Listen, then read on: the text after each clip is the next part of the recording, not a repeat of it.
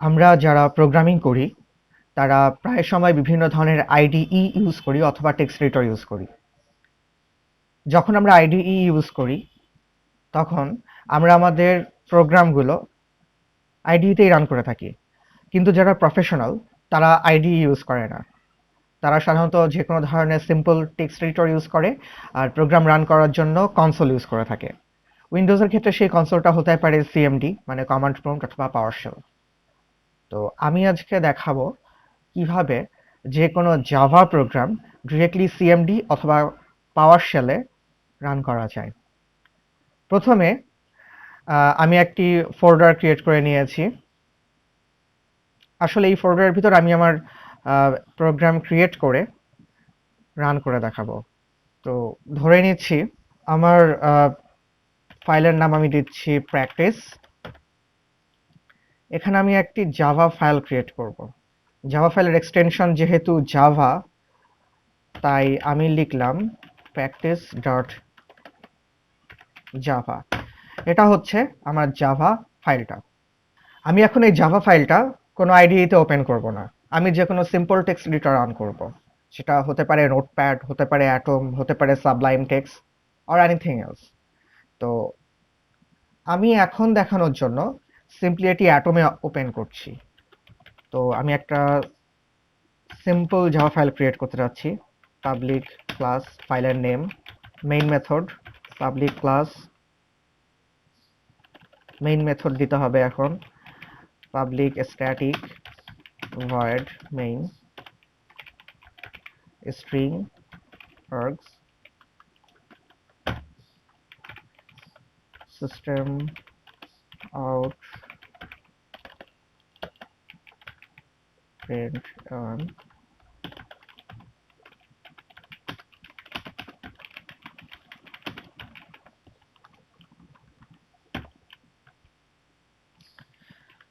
ফাইলটি এখন আমি সেভ করে নিলাম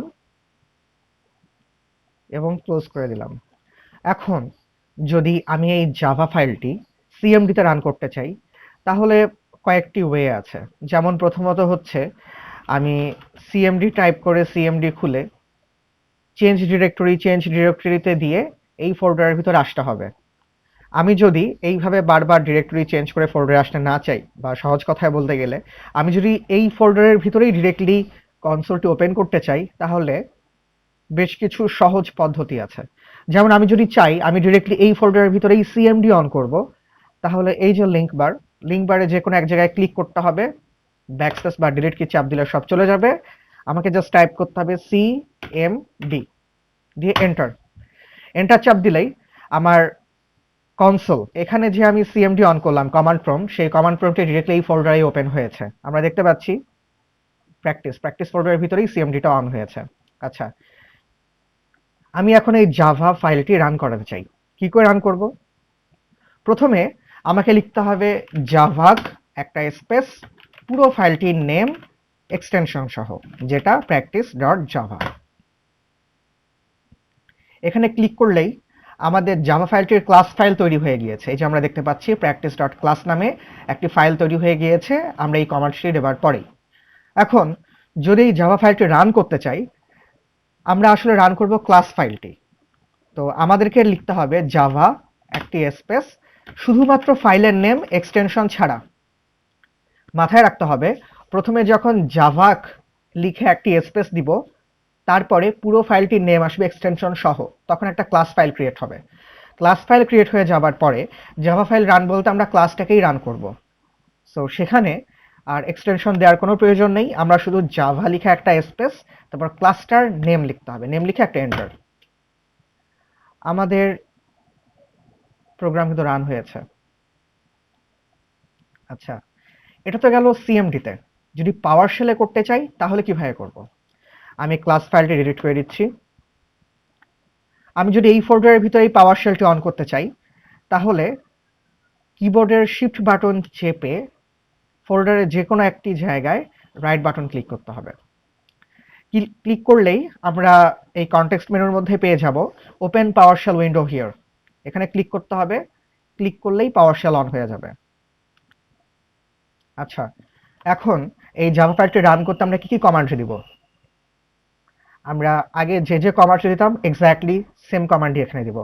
প্রথমে আমরা চাইছি এই জাভা ফাইলটার একটা ক্লাস ক্রিয়েট করতে। ক্লাস কিভাবে ক্রিয়েট করব?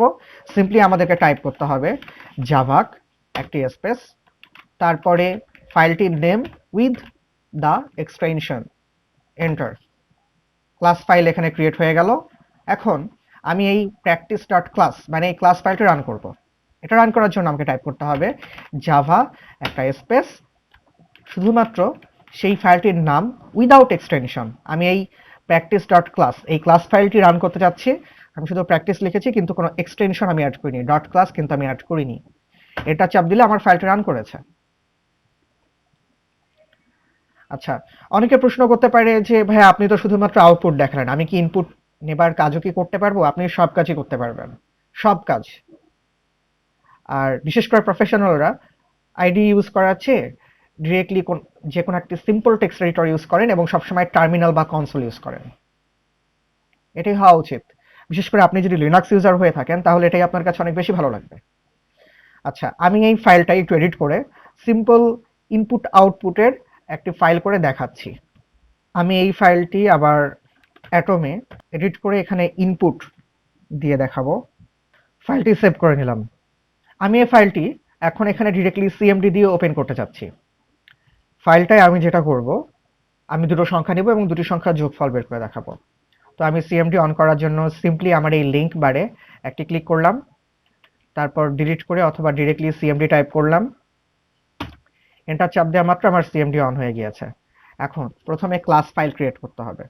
তার জন্য আমি টাইপ করব জাভাক একটি স্পেস প্র্যাকটিস মানে আমার file name with extension Java, practice dot Java. Enter click করা মাত্র আমার এখানে ক্লাস ফাইল ক্রিয়েট হয়ে যাবে। এই যে আমার ক্লাস ফাইল তৈরি হয়ে গিয়েছে। এখন আমি ক্লাস ফাইলটি রান করব। এই জন্য আমি লিখব সিম্পলি জাভা একটি স্পেস, তারপরে ক্লাস ফাইলটির নেম উইদাউট এক্সটেনশন। আচ্ছা, আমি যা বলছিলাম, আমি প্রথমে আমাদের জাভা ফাইলটির একটি ক্লাস ক্রিয়েট করলাম, তারপরে আমি সেই ক্লাসটি রান করছি, ঠিকঠাক মতো রান করছে। প্রথমে আমাকে আমি কোডে যেভাবে লিখে দিয়েছি ঠিক সেভাবে আমাকে প্রথম নাম্বারটি চাইছে, আমি দিলাম 50। দ্বিতীয় নাম্বারটি চাইছে, আমি দিচ্ছি 20। এন্টার চাপ দেওয়া মাত্র আমাকে সঠিক আউটপুট দিয়ে দিয়েছে। আবার সেম জাভা ফাইলটি আমি যদি পাওয়ারশেলে রান করে দেখাতে চাই, আমি যেটা করব, ফোল্ডারে যে কোনো এক জায়গায় শিফট বাটন চেপে মাউসের রাইট বাটন ক্লিক করতে হবে, তারপরে ওপেন পাওয়ারশেল উইন্ডো হিয়ার, এখানে ক্লিক করা মাত্র আমার পাওয়ারশেল ওপেন হয়ে গিয়েছে। তো আমার কিন্তু অলরেডি এখানে ক্লাস ফাইলটি ক্রিয়েট করা আছে, আমি ক্লাস ফাইলটি ডিলিট করিনি, তাই আমাকে আবার ক্লাস ফাইলটি ক্রিয়েট করার কোনো দরকার নেই, আমি ডিরেক্টলি এই ক্লাস ফাইলটি রান করতে পারি। তাই আমি এখানে ডিরেক্টলি আমার ক্লাস ফাইলটি রান করছি, জাভা তারপর ফাইলের নাম উইদাউট এক্সটেনশন। এন্টার করা মাত্র আগের মতোই কাজ করছে, 10 সেকেন্ড নাম্বার 15, ঠিকঠাক মতোই কাজ করছে। আশা করি বুঝতে পেরেছেন কিভাবে যে কোনো জাভা ফাইল আমরা কনসোলে রান করতে পারি উইন্ডোজের ক্ষেত্রে, এবং কি করে যে কোনো ফোল্ডারের ভিতরে ডিরেক্টলি সিএমডি অথবা পাওয়ারশেল অন করতে পারি। থ্যাংক ইউ এভরিওয়ান, দেখা হবে পরবর্তী কোনো এক ভিডিওতে। Till then take care.